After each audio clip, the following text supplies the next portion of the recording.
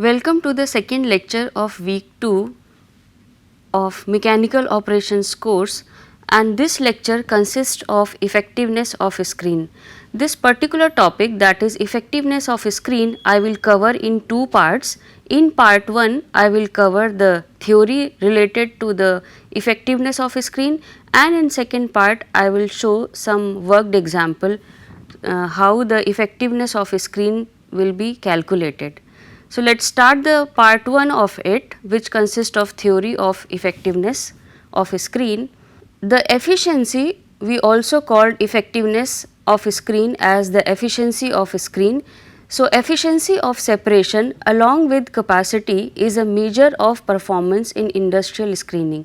Capacity and effectiveness are opposing factors, as maximum effectiveness is related to small capacity, while large capacity is only attainable at the expense of efficiency. A reasonable balance between capacity and effectiveness is desired in practice. So, if you see here, I am considering two terms, one is efficiency or effectiveness of a screen, and second is the capacity of screen. The capacity of a screen is measured by mass of material which can be fed per unit time to unit area of a screen. So, what is capacity is the amount or mass taken by unit area of a screen in a unit time, that can be simply controlled by varying the feed rate to the equipment. The effectiveness obtained for a given capacity is dependent on the specific nature of screening operation. The chance of passing through the screen of an undersized particle is a function of number of times the particle strikes the screen surface, as well as its probability of passage in a single contact. If a screen is overloaded, the number of contacts is small and chance of passing on contact is reduced by particle interference, because as I am having more number of particle, one particle has less chance to reach to the screen, and therefore it has less chance to pass through the screen. The effectiveness is improved by reducing the capacity, as then there will be more contacts per particle and better chances for passing through the screen apertures on each contact. So, here you see the effectiveness is basically when a particle passes through the screen. So, at how it will pass, in what time it will pass, it will all be counted in terms of effectiveness of screen. So, here as far as effectiveness of a screen is concerned, here you are seeing an screen. If I am considering as ideal screen, what is the role of ideal screen, and if it does not met, then the concept of effectiveness of a screen comes. So, an ideal screen would sharply separate the feed mixture in such a way that the smallest particle in oversize would be just larger than the largest particle in the underflow. So, what happens when I consider a particular screen?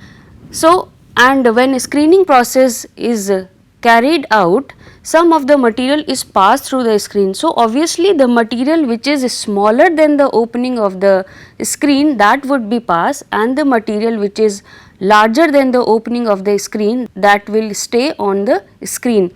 So, the separation should be in such a manner so that largest particle in underflow should be just smaller than the smallest particle in overflow. However, in actual screen, such kind of perfect separation does not meet.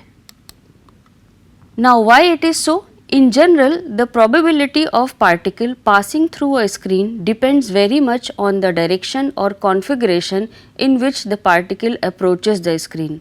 This is because for an irregular particle, its surface area exposed to the screen opening is different in different directions. As a result, it is very possible that when fed in one particular direction or configuration, the particle may pass through the screen, but when fed in another direction, the same particle may be retained by the screen. For example, if I am having a particle of needle structure, if that particle will fall horizontally on the screen, it will be retained by the screen. However, when it comes to the screen vertically, it will pass through the screen. So, same particle may be passed through the screen or may be retained by the screen. It totally depends on which direction it will reach the screen. So, this therefore induces uncertainties in screen analysis or size analysis, since in screening the particle size is determined based on whether the particle passes through the screen or is retained by the screen. So, if I am not having that perfect separation, whatever particles should pass, if they have not been passed, then the separation will not be perfect. So, it is therefore absolutely necessary that while performing a standard screen test on a mixture of particles, the test is repeated 3 to 4 times until consistent results are obtained.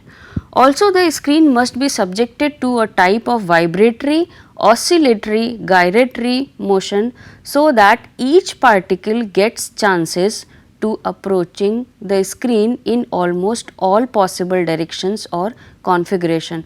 So, when we carry out screen analysis, we have to repeat the test at least 3 to 4 times, and along with this all type of motion should be generated in the screen set. So, once it will be done, then the chances of uniform result will be more. Now, here I am having some of the reason for hindrance in screen operation, why this separation is not perfect. The first is presence of near mesh particles. These particles have size very close to the aperture size of the screen. So, these particles may partly pass through the screen. It sits on the screen and cause clogging or blinding of the screen. So, if particles are very close to the aperture size of the screen, it will clog the screen and it will not allow the particle which are smaller in the size than the opening of the screen while passing through the screen.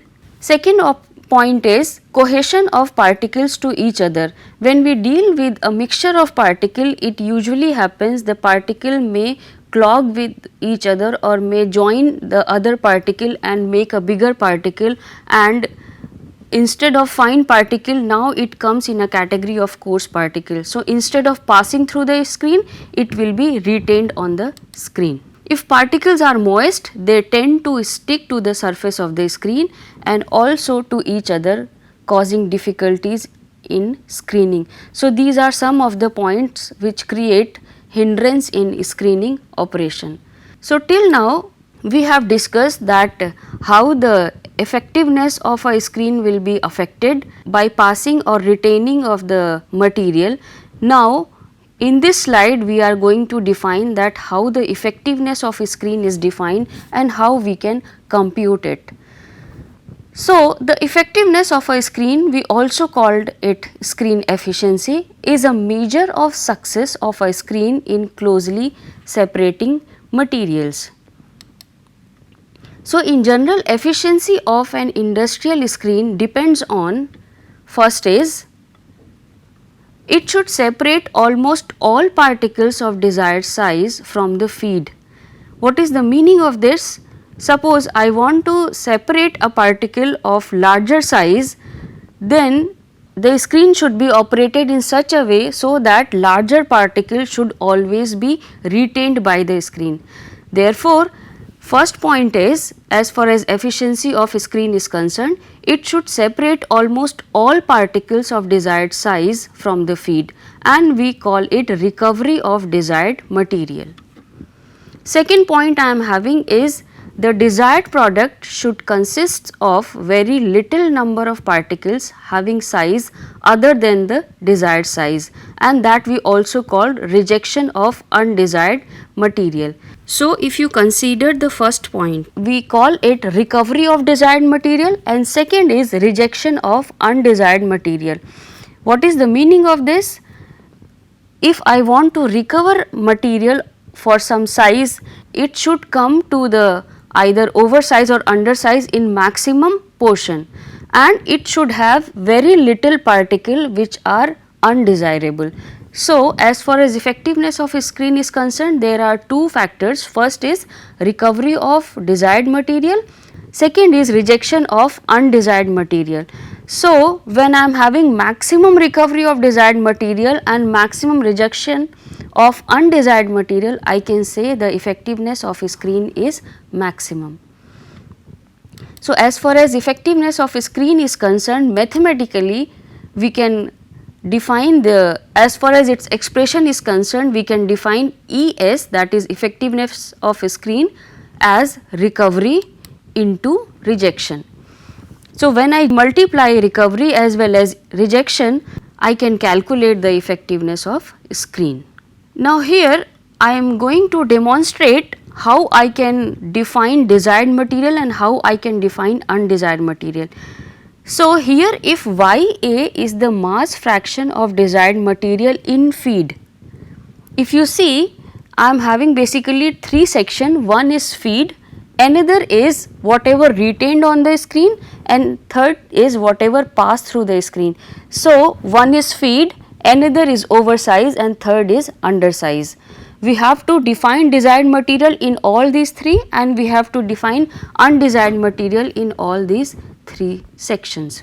Now, if Ya is the mass fraction of desired material in feed, I can write Ya separately as desired material. In the similar line, if Yb is the mass fraction of desired material in product, so we can separately show Yb, and if Yc is the mass fraction of desired material in the reject. So, here you see I am having three different fractions Ya, Yb and Yc. These are the desired material in feed, product and reject, where A, B, C are resembling to feed, product as well as rejection. So, you can understand, for if I am considering the mass fraction, the maximum value of mass fraction could be 1. So, if Ya would be the desired material in the feed, then 1 minus Ya would be the undesired material in the feed. So, in the similar line I can define undesirable material. So, 1 minus Ya is undesired material in feed, 1 minus Yb is undesired material in product, and 1 minus Yc is undesired material in reject. Now, how I can define desired material as well as undesired material, that purely depends on application for what I am computing the effectiveness of a screen. In fact, either the undersize, that material has been passed through the screen, or oversize, that material has retained by the screen, can be the final product. If larger particles are required, then obviously oversize is a desired product. However, if it is desired that the product must contain particles of below a particular size only, then undersize would be the final product. So, oversize and undersize purely depend on the purpose for what I am using the screen and for what I am calculating the effectiveness of a screen. In this slide, I am going to demonstrate how Ya, Yb and Yc would be calculated, would be found if effectiveness of 10 mesh screen is to be computed. So, here 10 mesh screen I am taking just for an example, how we have to find the value of Ya, Yb and Yc. So, here if you see, here I am having a set of screen. Now, what is the role of this set of screen if I am computing the effectiveness of a single screen, that is of 10 mesh? So, how we perform the effectiveness of a screen experiment? For example, if I have to use the feed on 10 mesh screen, first of all I will select the screen which are larger in size than 10 mesh or smaller in size than 10 mesh, to assume that 10 mesh screen is not as perfect, as the size above to this should be retained all on the 10 mesh screen. So, if I am calculating the effectiveness of single screen, then also I have to collect the set of screen which are smaller in size as well as larger in size. I am speaking about I am speaking about size, so you should understand that I am speaking about the opening of screen. So, complete feed which I have to use for computation of effectiveness of 10 mesh screen, that feed I will put in this set, and at the bottom I will put the pan and at the top I will put the cover. The complete set is fitted into the shaker, and then screen analysis will be done. So, for example, if this is 10 mesh screen which I am calling as classifying screen, above to this I am having oversize and below to this I am having undersize. Now, if I am considering effectiveness of 10 mesh screen, I have already collected the set of screen. So, here if you see, when we put the feed into the set of screen, I am having the distribution of this feed in different set of screen, which I can write the data in this table. So, if you see this table, in first column I have put the mesh number where 10 mesh screen is falling in between. So, whatever distribution of feed I am getting, that I have put over here, and here I have shown the cumulative values of this. Now, how this oversize as well as undersize comes? The oversize which is shown over here, it is not same as it is, but how this value is obtained? To calculate the effectiveness of 10 mesh screen, now I will put the complete feed on 10 mesh screen only. Below the 10 mesh screen I will put the pan, and on the 10 mesh screen I will put the cover. So, this complete set which consists of cover, 10 mesh screen and pan, this I will put into the shaker. Screen analysis will be done. So, complete feed is divided in two parts. First is oversized to 10 mesh and second is undersized to 10 mesh. Now, that oversized to 10 mesh I will collect separately, and then I will put that oversize into same set of screen in which I have put the feed initially. So, once I am having the oversize into this, I will have the distribution of this, and then I can write the values. I can fill the mass fraction retained on each screen, and that value I can write over here. Similarly, whatever material is collected in the pan, that I will put in the same set of screen, and then screen analysis will be done, and then I can write the values over here. So, here what you can see, that if I consider 10 mesh screen, if that 10 mesh screen would be perfect screen, then it will not allow any fine particle to be retained. I hope you are getting this. The particle which are larger than 10 mesh screen will only be retained by the screen, but here if you carry out the screen analysis of oversize separately, here I am having the value in below section also, which has 14 as well as 20 mesh. And similarly, if I consider the undersize, so if 10 mesh screen was the perfect screen, it will not allow any undersized material to be retained on the screen, because if you see corresponding to 10, I am having this value which is retained on the screen. It is not 0.81, but it has some value because we have done the cumulative analysis, and so here larger value is appearing, but actually here this value as far as fraction is concerned is lesser. So, if I consider the overflow, the data shows that the lowest size screen have none of oversize, and the largest sized screen will not have any material from the underflow.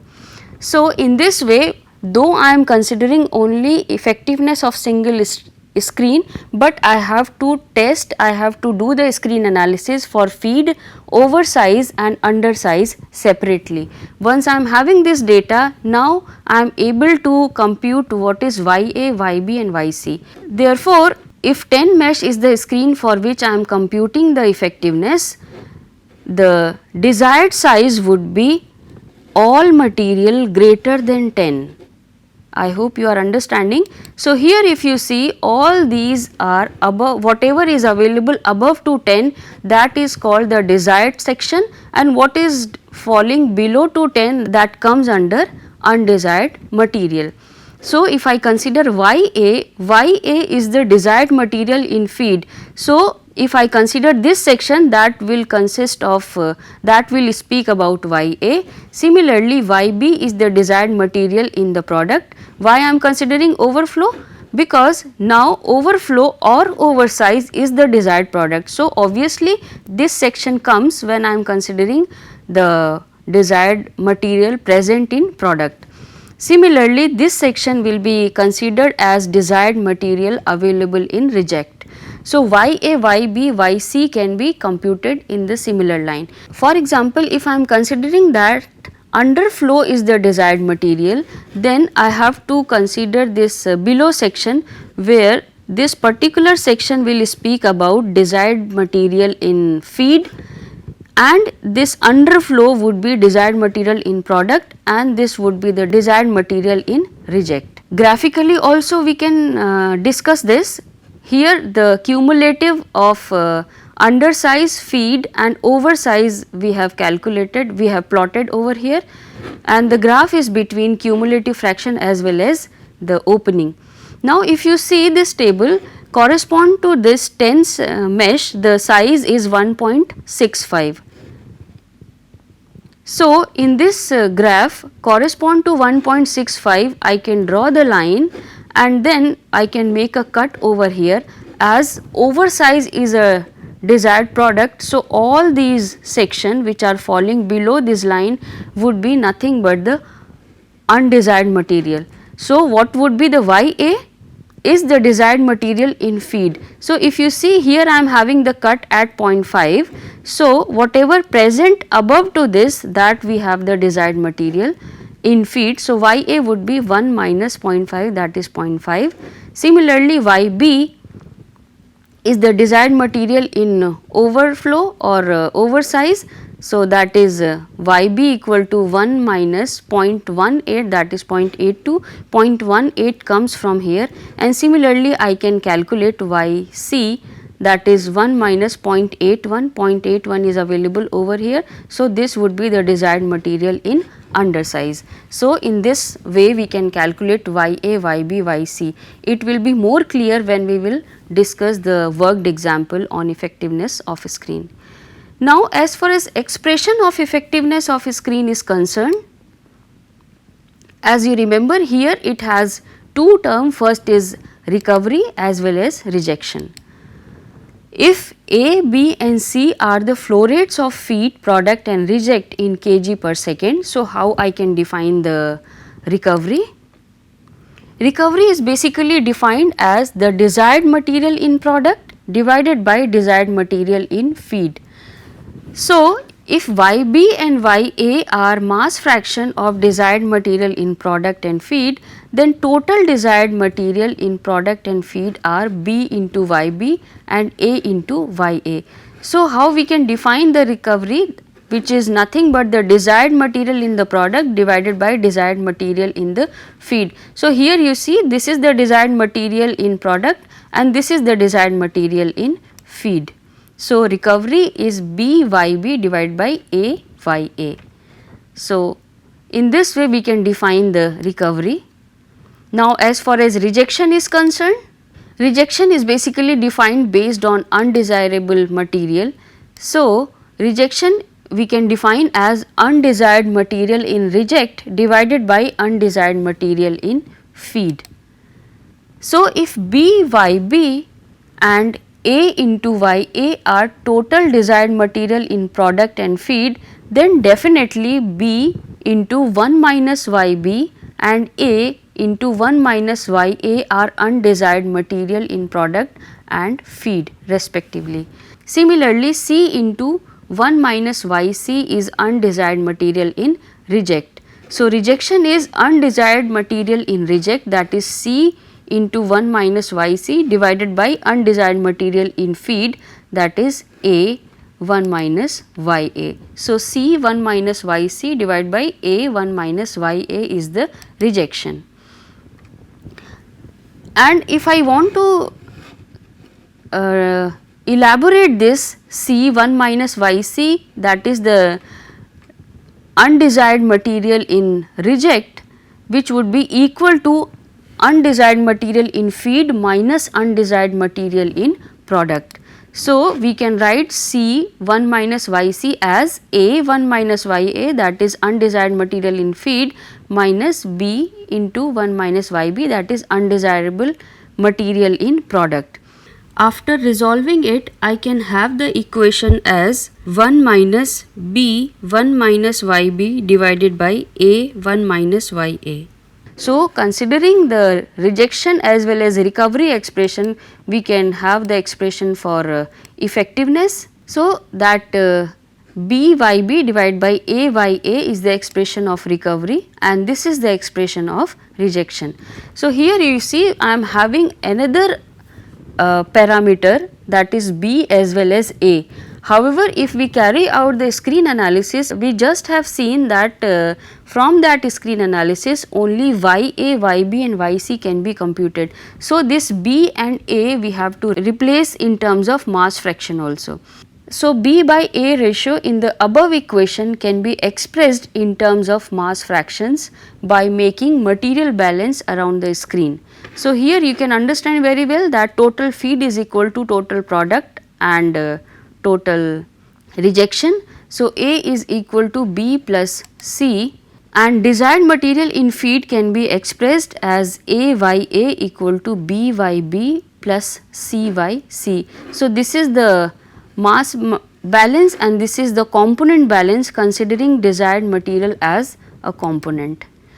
Using these equation we can replace the C by A minus B and after resolving this we can have the expression of B by A in terms of mass fractions. So, that B by A we can put over here in above equation and then finally I am having the expression of effectiveness of screen in terms of Ya, Yb and Yc. So, here you can see the in terms of mass fraction only we can calculate the effectiveness of a screen.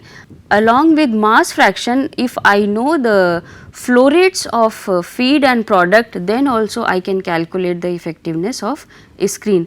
Considering these two factors, we will calculate the effectiveness of a screen when we solve the worked example. Here I want to show the effect of feed rate on screen effectiveness. So, if you see this curve here, this curve is basically plotted between effectiveness or efficiency of a screen and feed rate, and the curve goes like this. It increases up to certain level and then decreases sharply. So, here if the maximum efficiency where I am finding, I call it as FC, that is the critical feed rate. So, at lower flow rate than FC, the effectiveness or efficiency increases with feed rate, as at lower flow rates the possibility of a screen opening with respect to total screening surface is more, because at that time when I am having less feed rate I have less material. So, each particle has more chance to reach to the screen and then to pass to the screen. So, when I am having lower flow rate, it increases the attempts for undersized material to pass through the screen. However, if we increase the feed rate beyond FC, the passing of undersized particle through the screen decreases as they have less chance to access the screen opening, and hence the effectiveness of a screen decreases sharply. So, here you see when I consider the effectiveness, decrement in effectiveness, it means I am considering I am feeding more material into the screen, or in other word I am increasing the capacity of the screen.